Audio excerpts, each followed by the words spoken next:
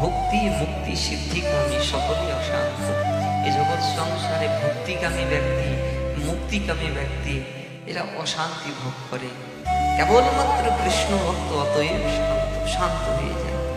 তখন এই সংসার, এই পরিবার, এই পাড়া প্রতিবেশী, নানান রকম সাংসারিক টান, নানান রকমের যন্ত্রণা তার অন্তঃকরণের মধ্যে বিরাজ করলেও সে কখনো দুঃখে আপ্লুত হয় না, যে দুঃখে হাউ হাউ করে কেঁদে উঠছে, বাবা আমার বিশাল কিছু ক্ষতি হয়ে গেল। আবার বিয়ে বাড়ির আনন্দ হয়েছে বলে আনন্দে উল্লসিত, বা এইরকম আনন্দ পাই না, কিচ্ছু হয় না তার, সে শান্ত। কৃষ্ণ ভক্ত অতএব শান্ত। কখন শান্ত ভাব আসে? যখন তার মন শুদ্ধ হয়ে যায়। এই জন্য হৃদয়কে শান্ত, হৃদয়কে আমাদের পবিত্র করা। কিভাবে হৃদয়কে পবিত্র করবে জানেন? বলে আমাদের এই অন্তঃকরণকে পবিত্র করতে গেলে না, নিজেকে তাপিত করতে হয়। তাপিত মানে যেরকম লোহা,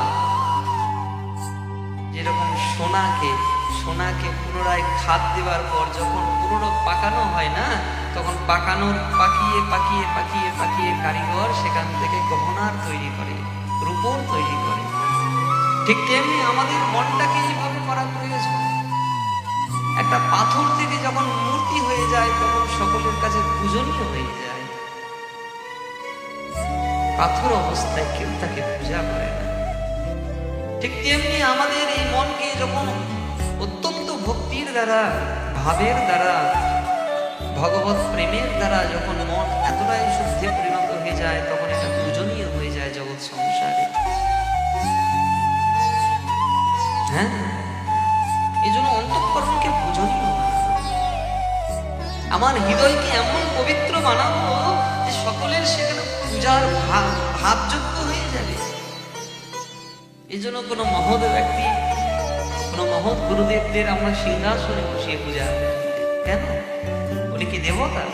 বলে দেবতা না, তিনি দেবরূপে আমাদের সামনে এসে আমাদের মতো অধম জীবকে করুণা করে চলে যাচ্ছেন। এই জন্য তাদের কথা স্মরণ করে আমাদের হৃদয় পবিত্র হয়। তাদের হৃদয় দুখানাকে, তাদের চরণ দুখানাকে আমরা সিংহাসনের মধ্যে বসিয়ে, দেব আসনের মধ্যে বসিয়ে তাকে পূজা করি।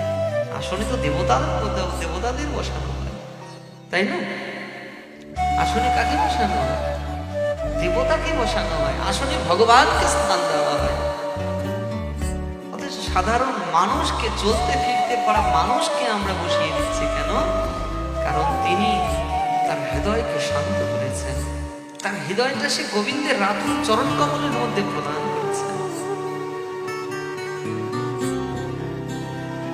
এক কারিগর ছিল,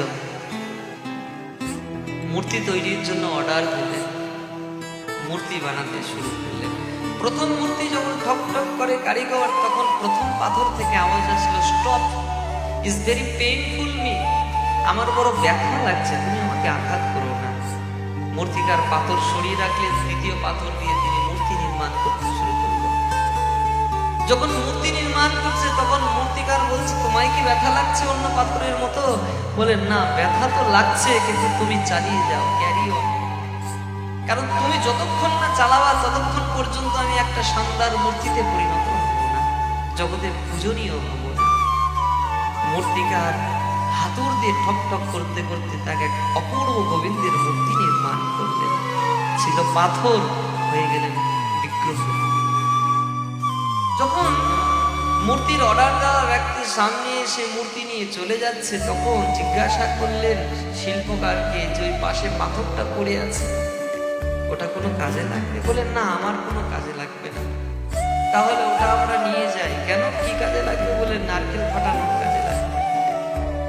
দুই মূর্তি যে বিগ্রহে পরিণত হয়েছে, সেই পাথরকে, পাথররূপী বিগ্রহকে মন্দিরের গর্ভগৃহে স্থাপন করা হলো। আর যে নিজে ব্যথা সহ্য করতে পারে নাই, তাকে দরজার সামনে নারকেল ফাটানোর কাজে লাগানো। একজন আসে আর বাইরে থেকে এসে নারকেল ফাটায়, জয় মা অম্বে, জয় মা গৌরী, জয় ভোলে বাবা। তাই না? দেখবেন মূর্তির সামনে অনেকে দক্ষিণ ভারতের দিকে মূর্তি পাথর ফাটানোর কাজে পাথর রাখা হয় নারকেল ফাটানোর জন্য। ভিতর থেকে মুসকে মুসকে মুসকে মুসকে সেই বিগ্রহ হাসছে। বাইরের পাথর জিজ্ঞাসা করছে, আমার ব্যথা থেকে তুমি হাসছো ঠাকুর? তুমিও পাথর, আমিও পাথর। তখন ভেতরের বিগ্রহরূপী পাথর বলছে, আগে যদি কষ্ট অনুভব করতে, আগে যদি ব্যথা অনুভব করতে, আগে যদি নিজেকে তৈরি করতে, তাহলে আজকের কষ্টটা তোমাকে আর পেতে হতো না। আমাদের জীবনটাও ঠিক তেমনি মা। আজকে নিজের জীবনকে ভগবত ভক্তিতে পরিণত করে পরবর্তী জন্মগুলো নিজেকে পূজনীয় বানাবে, না আজকে জীবনটা নষ্ট করে দিয়ে পরবর্তীকালে পাথরের মতো নারকেল ফাটানোর কাজে নিজেকে লাগাবে? সবকিছুর ডিজাইন আমাদের মাথার উপর, সবকিছুর দায় দায়িত্ব আমাদের উপর নির্ভর করছে। এই জন্য এখন থেকে জীবনকে ভগবত ভক্তিতে কাজে লাগানো, নিজের জীবনটাকে কৃষ্ণপথে এখন থেকে পরিচালিত করা। একটাই মানব জীবন, দুদিন বাদেই ছেড়ে চলে যাব আমরা। কেউ তো কারো নয়, এ কথাটি সত্য।